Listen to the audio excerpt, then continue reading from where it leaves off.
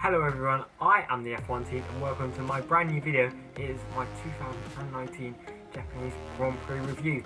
Let's get straight into it with my qualifying report, and I have to say I didn't wake up around 1:30 to make sure that I was going to be able to watch the qualifying, but I did wake up I woke up about 5:30 so I could watch the race at 6:10 and I could also get qualifying fitted in before that as well, Q2 and Q3 at least. So I think that's still a fair level of commitment. I think it was worth it.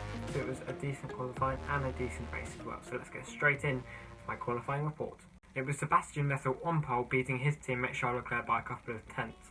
Then came Valtteri Bottas in third, Lewis Hamilton in fourth, and Max Verstappen in fifth, who sat at the same time as Alexander Albon, his Red Bull teammate, but because he said it first, he got to take the position. It was one of the more frantic starts of 2019, with Sebastian Vettel jump starting from pole and then he stopped again. And then he didn't receive a penalty, and I know Crofty on the Sky commentary was saying it was something about it was like sensors, a sensory issue, that he didn't receive the penalty because he hadn't gone far forward enough. I don't care. Raikkonen got a penalty for exactly the same thing. Okay, he might have gone a bit further forward in Russia, but he got exactly the same penalty, or he did exactly the same thing and got a slam dunk drive through. So even if the sensors didn't pick up, it was very clear to the naked eye that Sebastian Vettel did jump the start. But anyway, that's me getting annoyed. Bottas went around the outside of both Ferraris and into the lead, so a great start for Mercedes. Leclerc and Verstappen tangled, leaving Verstappen only ahead of Russell and Kubica, and Leclerc had some huge wing damage, and he was thinking it would be okay because his car was feeling fine, but his wing was scraping along the floor, there were sparks, and it flew off when he was about to go into 130R, and that compromised, I think, that compromised Lando Norris's race hugely. Lewis Hamilton's race, that might have been one of the reasons why he had so much more tied leg than Valtteri Bottas did, just because there were so many little fragments that may have got into his airflow and things like that. Then Alexander Albon and Lando Norris came together on lap 4 at the final chicane, leaving Norris with so much damage that he was forced to pit, just like Leclerc was. Verstappen then retired on lap 15, and he just had too much damage from that first lap collision.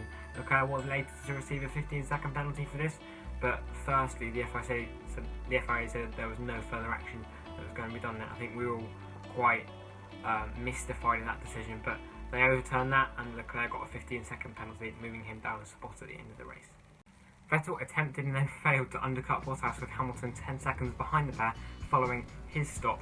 Leclerc then came in again for more softs. If he was going to get anywhere near the top 5, it would have to be one of the most successful free stops in the hybrid era.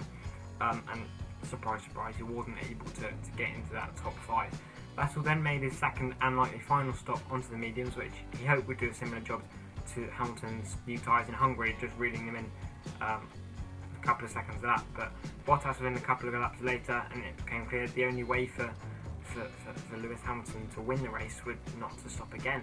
He did come in, he emerged third, so at that point in the race it was Bottas first, Vettel second, and Lewis Hamilton third. That's how it stayed, with Alexander Albon in fourth and Carlos Sainz in fifth. It was a really good drive from the McLaren driver, actually, to fifth place, I believe, this season, which is really good considering I know there were a couple of top 6 cars that are usually in there that didn't make it, but you still have to be in that position.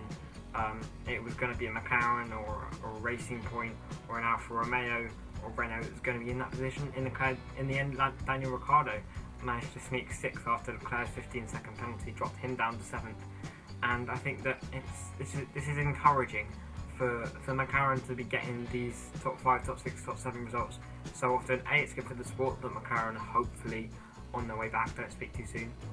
And also where the midfield is tightening up and the field is becoming a lot closer. So this is really good for Formula 1, and hopefully it will continue next season and in closer terms, Mexico. In the end, Hamilton was unable to pass Vettel. However, by virtue of his singular extra point for the fastest lap of the race, Mercedes were constructor champions for the 6th year running. So that's a really good achievement. I think that's That's equaling Ferrari's record when they were 99, 2000, 2001, 2002, 2003 and 2004 Constructors World Champions. So that's a huge achievement for Mercedes there, and it's great for them. I hope that their dominance does kind of stop soon, because it's not great for the sport. But we'll have to see next year if Ferrari turn up, if Red Bull turn up, and indeed if McLaren decide to come onto the scene as well.